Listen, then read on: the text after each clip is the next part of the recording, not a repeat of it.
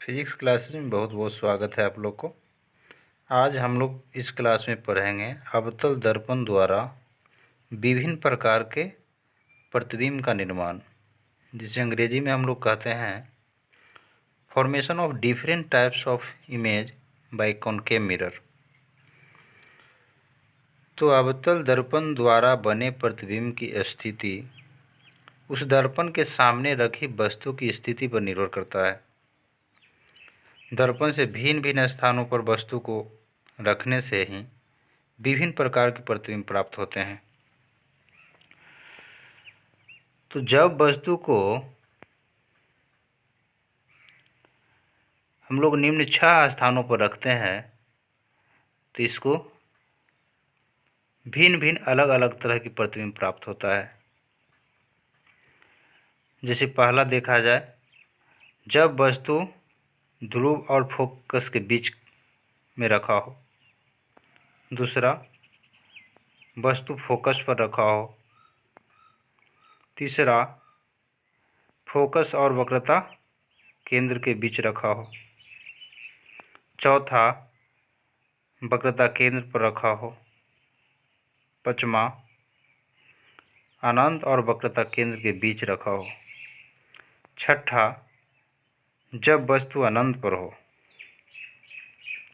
तो इस तरह से वस्तु को 6 भिन्न भिन्न स्थान पर हम लोग रखते हैं, जिससे हम लोगों को भिन्न भिन्न प्रतिबिंब प्राप्त होता है।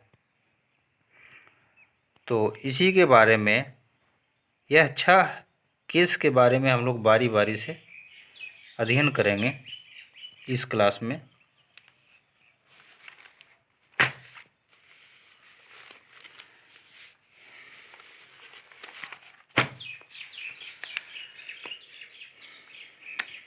तो चलिए, केस नंबर 1, जिसे हिंदी में हम लोग कहेंगे स्थिति 1।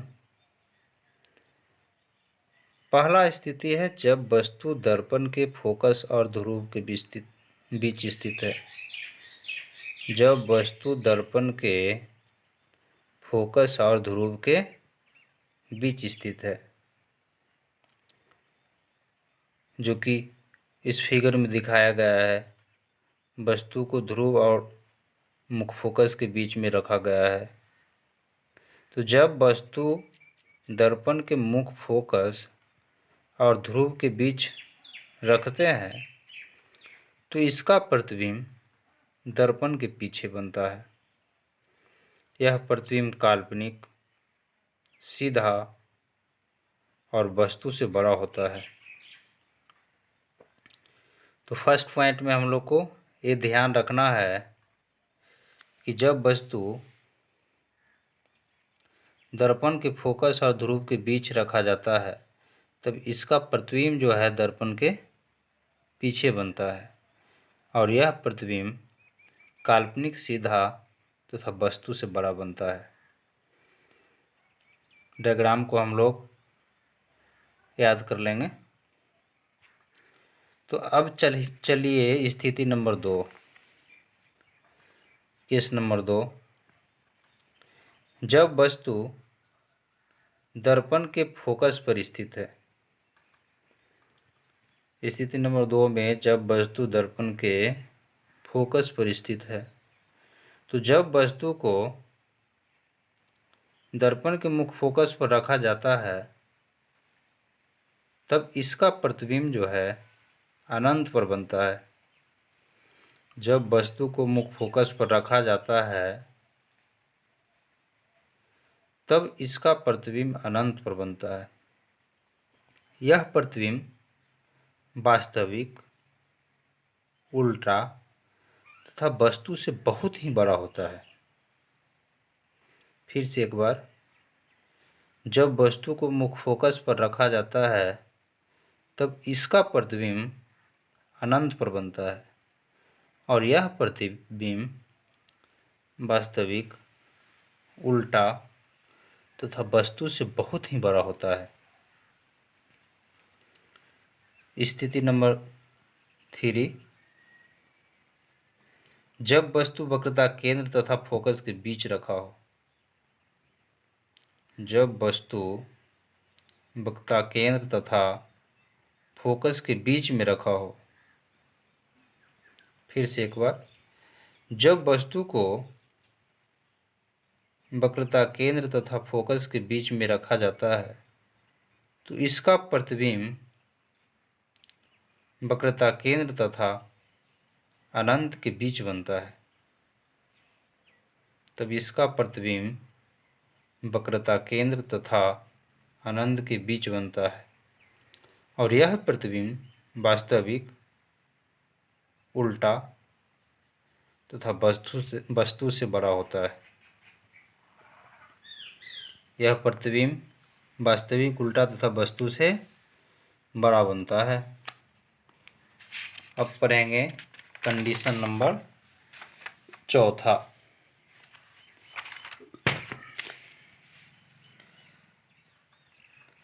अब पढ़ेंगे कंडीशन नंबर चौथा। जब वस्तु दर्पण के वक्रता केंद्र पर स्थित है। जब वस्तु दर्पण के वक्रता केंद्र पर स्थित है। तो जब वस्तु दर्पण के वक्रता केंद्र पर स्थित है तब इसका प्रतिबिंब भी वक्रता केंद्र पर ही बनता है। फिर से एक बार, जब वस्तु को दर्पण के वक्रता केंद्र पर रख दिया जाता है तब इसका प्रतिबिंब भी वक्रता केंद्र पर ही बनता है और यह प्रतिबिंब वास्तविक, उल्टा तथा वस्तु के साइज का ही बनता है। जितना साइज का वस्तु हो उसी साइज का इसका प्रतिबिंब बनता है, लेकिन यह प्रतिबिंब वास्तविक, उल्टा होता है। अब पढ़ेंगे कंडीशन नंबर 5। डायग्राम से हम लोग केयर करेंगे। जब वस्तु अनंत और वक्रता केंद्र के बीच में रखा जाता हो।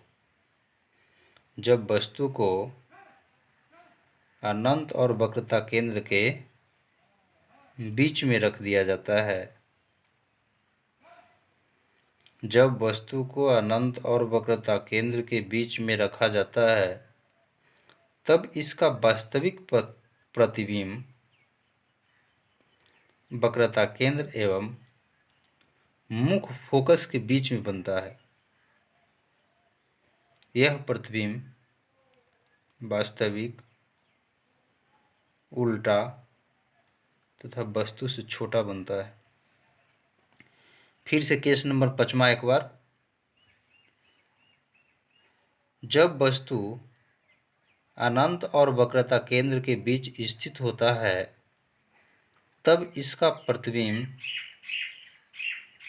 वक्रता केंद्र एवं मुख्य फोकस के बीच में बनता है और यह प्रतिबिंब वास्तविक, उल्टा तथा वस्तु से छोटा बनता है। अब हम लोग पढ़ेंगे केस नंबर 6, जिसे स्थिति 6 कहेंगे। स्थिति 6, जब वस्तु अनंत पर स्थित हो।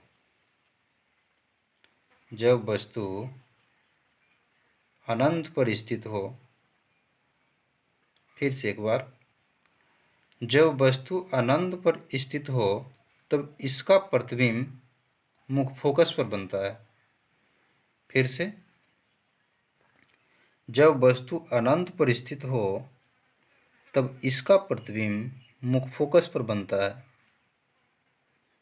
और यह प्रतिबिंब वास्तविक, उल्टा तथा वस्तु से छोटा बनता है। वास्तविक, उल्टा तथा वस्तु से छोटा बनता है। तो इस क्लास में हम लोग बारी बारी से सभी कंडीशन के बारे में पढ़े। सभी कंडीशन के बारे में हमने स्टडी किया।